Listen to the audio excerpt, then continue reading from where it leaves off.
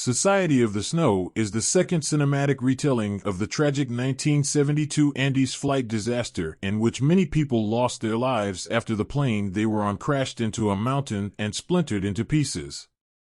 045. Following the crash, the remaining passengers did what they had to do to survive.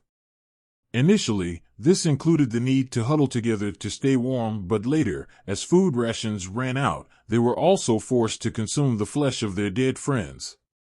The survivors of the crash were stranded for 72 days.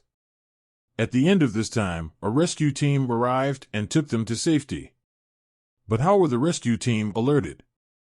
And how many of the flight's passengers survived the ordeal? Let's take a closer look at the movie. How many people were on the plane? The plane consisted of 45 people, including 19 members of the Old Christians Club rugby union team, their family members and friends, and the flight crew. The flight began in Uruguay and it was destined to end in Chile, but during the turbulent journey, the pilot lost control of the plane, which subsequently crashed into the snowy Andes. 12 passengers died on impact, while the remaining survivors were forced to stay alive in treacherous mountain conditions. All communication with the outside world was cut off as the plane's radio was busted, so for a very long time, their chances of survival were minimal. What did the survivors do?